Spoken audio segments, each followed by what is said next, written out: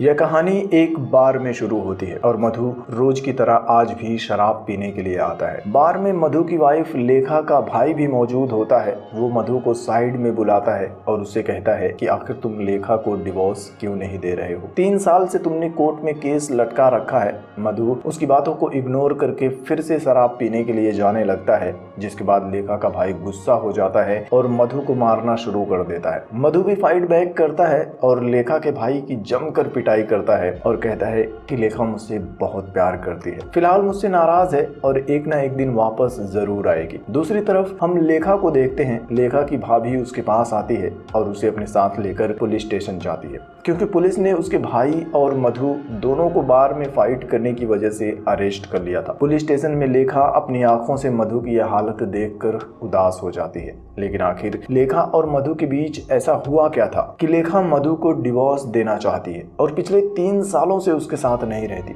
इसके लिए फ्लैशबैक में शादी के पहले और डिवोर्स केस फाइल करने के बाद क्या हुआ, ये सब देख लेते हैं। कहानी 2003 में शिफ्ट होती है और विशाखापट्टनम में हम देखते हैं मधु अपने दोस्तों के साथ बीच पर खेल रहा होता है। तभी लेखा उसके पास आती है और अकेले में उसे ले जाकर बताती है कि मेरे पीरियड्स मिस हो गए हैं। इसके बाद मधु अपने एक फ्रेंड भूषण के पास जाता है और उसे भी सब कुछ बताता है और अबॉर्शन कराने के लिए जुगाड़ लगाने को कहता है। भूषण उसे समझाता है कि तुम्हें लगता होगा कि कोई तुम दोनों के बारे में नहीं जानता, लेकिन तुम दोनों पिछले 4 सालों से एक साथ हो। हर कोई तुम्हारे बारे में जानता है, इसलिए बेहतर यही होगा कि तुम दोनों अभी अपने अपने घर वालों से बात करके शादी कर लो। लेकिन मधु उसकी बातों को इग्नोर कर देता है और भूषण को अपनी माँ का कंगन देकर पैसों का इंतजाम करने के लिए कहता है। अगली सुबह लेखा अपने घर से कॉलेज जाने के लिए निकलती है, लेकिन वो कॉलेज जाने के बजाय बस स्टॉप पर मधु के पास चली जाती है। लेखा को भी आने में थोड़ी सी देर हो गई थी और उसे देखते ही मधु गुस्सा हो जाता है। वो कहता है कि 2 बस निकल चुकी है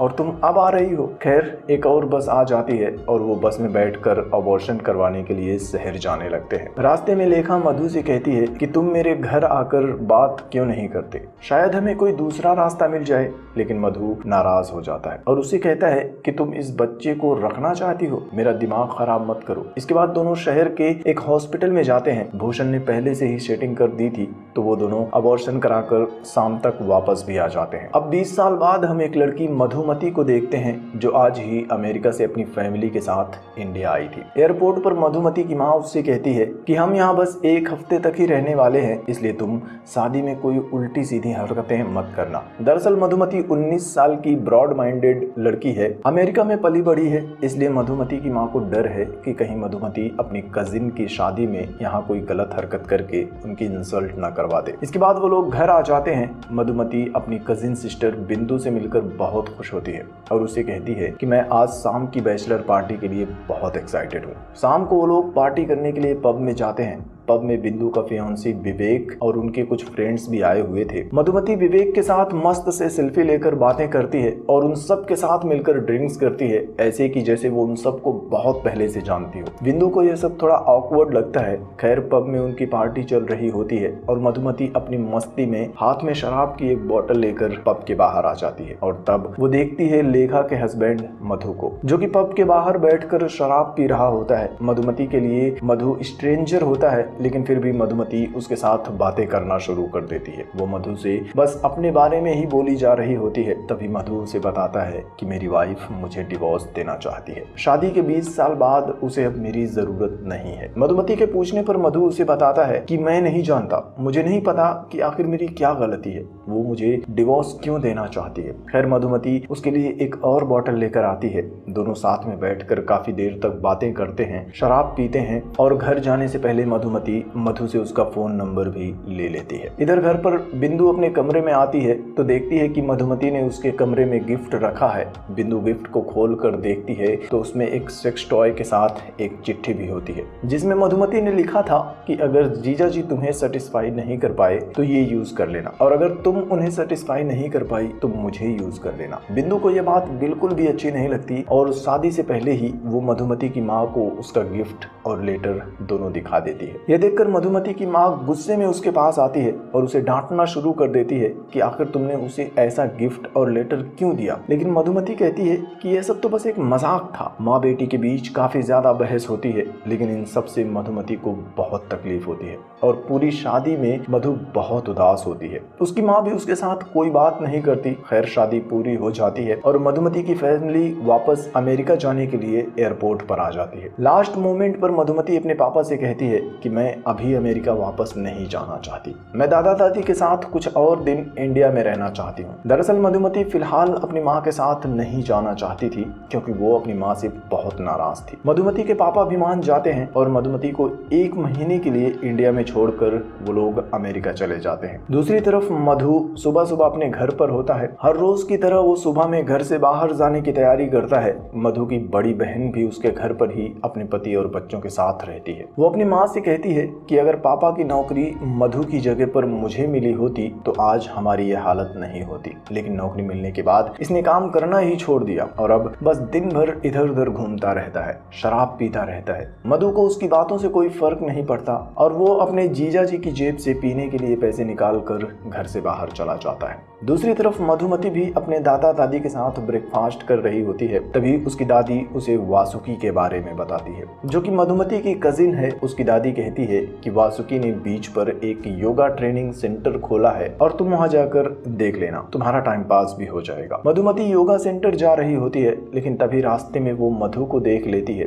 वो मधु से मिलती है और उसे पूछती है कि तुमने मुझे पहचाना। इस बार मधु भी पूरे होश में होता है। वो मधु को बताती है कि अब मैं 1 महीने और इंडिया में रहूंगी, तो मिलते रहेंगे और मैं तुम्हें कॉल करूंगी और इस बार जब तुमसे मिलने के लिए आऊंगी तो तुम्हारे लिए स्कॉच की बोतल लेकर आऊंगी। इसके बाद मधु योगा सेंटर चली जाती है और वासुकी के साथ मिलकर योगा करने लगती है। वो वासुकी के साथ फ्रेंडशिप करने की कोशिश करती है, लेकिन वासुकी मधुमती से 10 साल बड़ी थी, इसलिए वो मधुमती के साथ फ्रेंडशिप नहीं करना चाहती थी। लेकिन 1-2 दिन में ही दोनों अच्छी फ्रेंड्स भी बन जाती हैं और मधुमती को भी पता चल जाता है कि 3 साल पहले एक एक्सीडेंट में वासुकी के हस्बैंड की डेथ हो गई थी और तब से मधुमती अकेले रहती है। खैर बीच पर दक्ष नाम का एक लड़का भी होता है और उसे देखते ही मधुमती फ्लैट हो जाती है और उसके साथ बात करके उसके साथ भी फ्रेंडशिप करने की कोशिश करती है और धीरे धीरे उसे भी अपना फ्रेंड बना लेती है। इधर शाम को मधु अपने दोस्त भूषण के साथ बैठकर शराब पी रहा होता है। भूषण उसे अपने एक दोस्त के बारे में बताता है कि कैसे उसकी शादी से पहले हम सब उसे चंपू समझते थे, लेकिन शादी के बाद वो पूरी तरह से बदल गया। उसकी वाइफ ने उसकी पूरी जिंदगी बदल दी। भूषण अलग अलग तरीके से अपने बाकी दोस्तों के बारे में भी मधु को बताता है कि कैसे वो सब अपनी लाइफ में कामयाब हो चुके हैं और अब अपने परिवार का ख्याल रख रहे हैं। दरअसल यहाँ भूषण मधु को समझाना चाहता है कि उसे भी अब सिर्फ पीना छोड़कर कोई काम करना चाहिए, अपने परिवार का ख्याल रखना चाहिए, तब शायद लेखा उसकी लाइफ में वापस आ जाए। लेकिन मधु छोटी छोटी बात पर गुस्सा हो जाता है और उसे कहता है कि लेखा मुझसे प्यार करती है और कुछ दिन में वापस आ जाएगी। दूसरी तरफ हम लेखा को देखते हैं जो कि अब एक प्राइवेट हॉस्पिटल में नर्स की ड्यूटी करती है और मधु से डिवोर्स मिलने का वेट कर रही है। ज्यादातर अकेले रहना पसंद करती है और किसी से कोई बात नहीं करती, लेकिन शादी से पहले लेखा वैसी नहीं थी। इसके बाद एक बार फिर से हम 20 साल पहले लेखा की कहानी देखते हैं। 20 साल पहले लेखा भी मधुमती के जैसे ही थी, जहाँ बैठती थी बस बोलती ही रहती थी।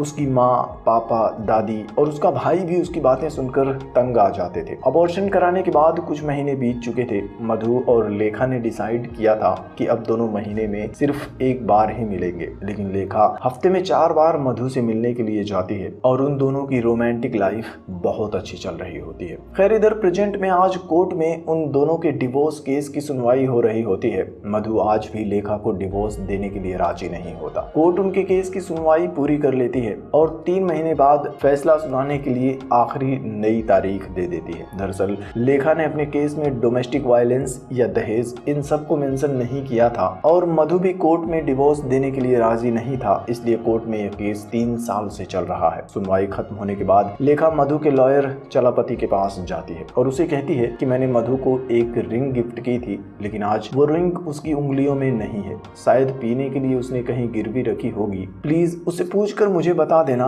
और मैं वो रिंग छुड़ा लूंगी। चलापति उससे कहता है कि तुम दोनों आउट ऑफ कोर्ट सेटलमेंट क्यों नहीं कर लेते। मधु कहती है किस लिए? उससे प्यार करने के लिए मैं क्या सेटलमेंट करूंगी? मैं चाहती हूँ कि यह केस जल्दी से खत्म हो जाए, क्योंकि कोर्ट में उसे उदास देखना मुझे भी अच्छा नहीं लगता। इसके बाद चलापति मधु के पास जाता है और उससे रिंग के बारे में पूछता है, लेकिन मधु उसे कुछ भी नहीं बताता और लॉयर की जेब से अपने पीने के लिए पैसे निकाल कर उससे कहता है कि मुझे जरूरत होगी तो मैं किसी की भी जेब से पैसे निकाल सकता हूँ, लेकिन किसी औरत के पैसों को हाथ नहीं लगा सकता। खैर शाम को मधुमती स्कॉच की बोतल लेकर मधु से मिलने के लिए आती है। वो दोनों बातें कर रहे होते हैं। मधुमती उससे कहती है कि शायद तुम्हारी वाइफ सोचती होगी कि तुम एक अल्कोहलिक हो, इसलिए उसने तुम्हें छोड़ने का फैसला किया होगा। लेकिन मधु कहता है कि तुम अपनी उम्र से बढ़कर बात मत करो और उसके ऊपर बहुत गुस्सा हो जाता है और उसे कहता है कि तुम हो कौन एडवाइस देने वाली। जिसके बाद मधुमती उसे शराब की बोतल दिखाती है, जिसे देखते ही मधु का गुस्सा थोड़ा कम हो जाता है और इस तरह से धीरे धीरे मधु और मधुमती के बीच दोस्ती बढ़ने लगती है। दूसरी तरफ हम लेखा को देखते हैं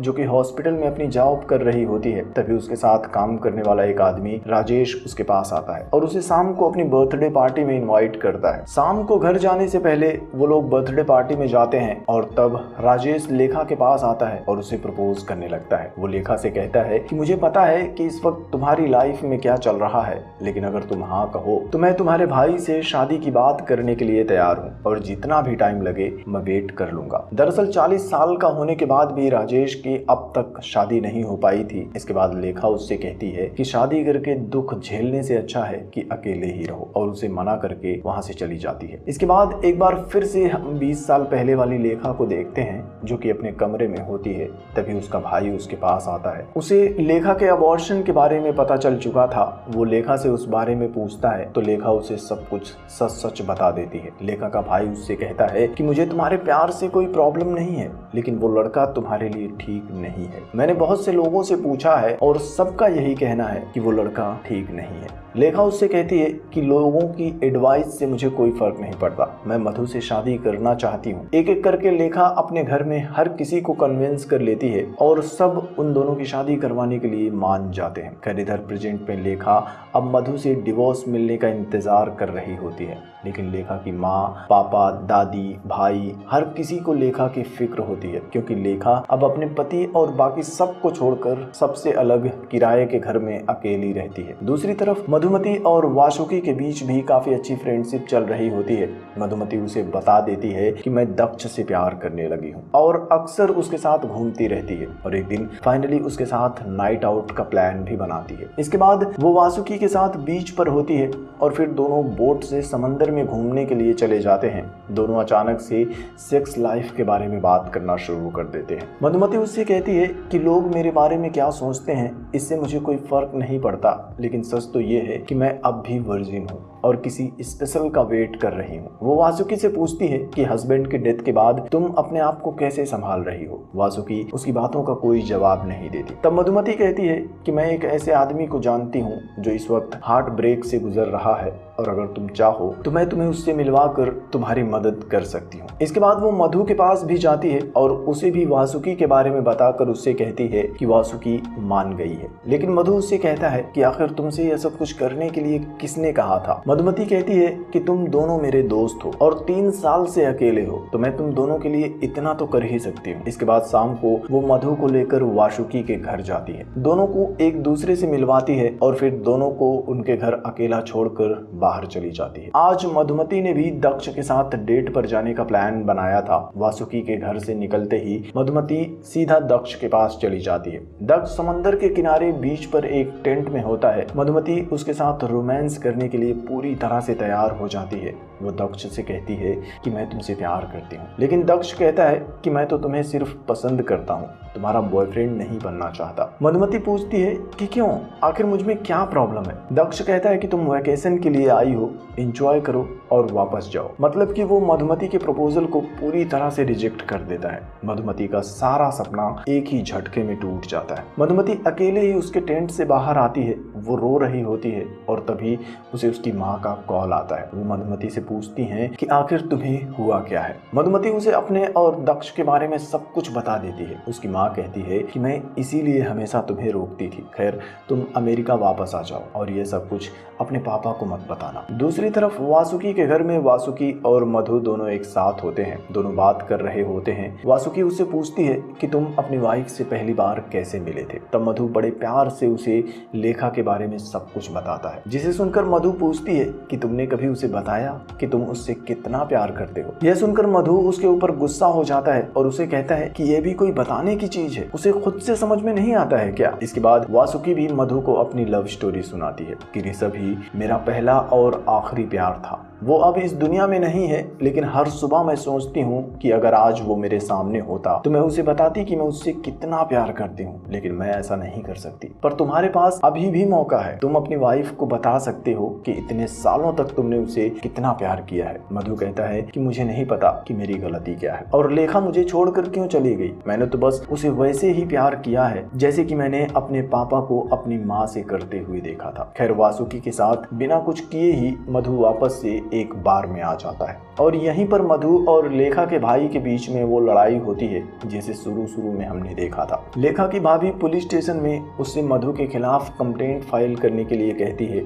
लेकिन लेखा कोई कंप्लेंट किए बिना ही वापस आ जाती है। अगली सुबह मधु अपने घर पर होता है और उसे याद आता है कि कैसे शादी के बाद कई बार जब लेखा उससे बात करना चाहती थी, उसके साथ बाहर जाना चाहती थी, तो मधु ने उसकी बातें सुने बिना ही उसे चुप करा दिया था। मधु की माँ भी उसे खाना देती है और उसे कहती है कि जब लेखा शादी करके इस घर में आई थी तब मुझे उससे जलन होने लगी थी, क्योंकि वो तुम्हें मुझसे ज्यादा प्यार करती थी, तुम्हारा ख्याल रखती थी। उसने 20 साल तक इंतजार किया लेकिन तुम नहीं बदले, हर वक्त नशे में रहते हो, कोई काम नहीं करते और आखिर एक लड़की तुम जैसे लड़के से प्यार क्यों करेगी। मधु को भी अब अपनी गलती का एहसास हो चुका था। वो अपने घर से निकलकर उस दुकान पर जाता है जहां उसने लेखा की रिंग गिरवी रखी थी। वो पैसे देकर लेखा की रिंग वापस ले लेता है और हॉस्पिटल जाता है। लेखा शाम को अपनी ड्यूटी के बाद घर जाने के लिए हॉस्पिटल से बाहर आती है, तब मधु उसके पास जाता है, उसका हाथ पकड़कर उसे रिंग वापस करता है। इसके बाद वो लेखा की खुशी के लिए साइन किया हुआ डिवोर्स पेपर उसे देता है और बिना कुछ बोले ही वहां से चला जाता है। उन दोनों की खामोशी एक दूसरे से